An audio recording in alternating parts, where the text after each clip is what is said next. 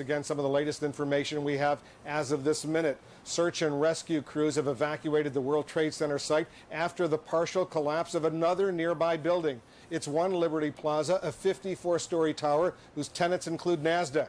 Investigators believe they've identified some of the hijackers.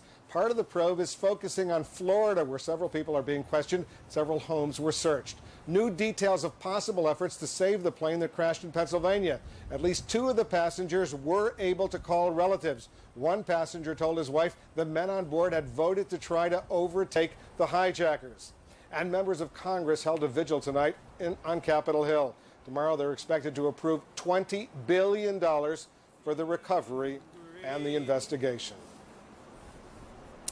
Greta, I know you've been covering a lot of these kinds of investigations, nothing obviously as huge as this. They always say the first hours after an event like this are the most critical in collecting so-called forensic evidence that could hold up in a court of law. Is it your sense that these hours are slipping away, or are they doing the job they can do? I don't think so, Wolf. I mean, this is a very different investigation. I don't think right now the American people or our president is necessarily looking to prosecute. I think that they have a different sort of agenda, especially when we hear words like war being thrown around in terms of, I think the government has a very different approach. They're not seeking to bring them into the courtroom, but to do something very different. Having said that, in this case, we know who was on the planes because they're the manifest, the passenger list. The more difficult problem is those who assisted or aided, anybody who sort of gave the nod, maybe a security person who might have looked the other way as they slid in with the knife. Those are the more difficult people to identify.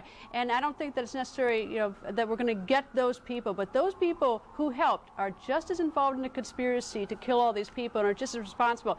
They're the hard people to catch, and I don't think time makes a big difference. Is it your sense, Greta, that if the U.S. government holds up some very, very stringent legal legal condition for pursuing those who may be responsible, the U.S. may wind up doing nothing?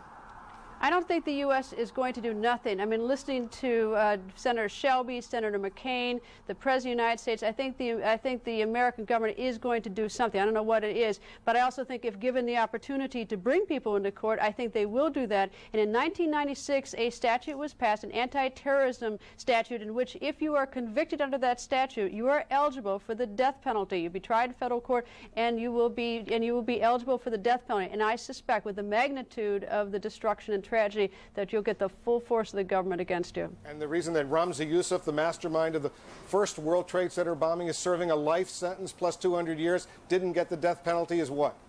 I don't know. It's because the jurors decided apparently not to give them the death penalty. I don't jump in the minds of the jurors, but the one thing is that, as I looked around Washington tonight, Wolf, I got to say that the city is very quiet tonight after the tragedy at the Pentagon here, but we are now facing the police presence in this city, and things may change a lot for us, at least in the short run. Wolf? All right, Greta, and that wraps up our coverage for this special hour, but stay tuned. Larry King Live is up next here on CNN.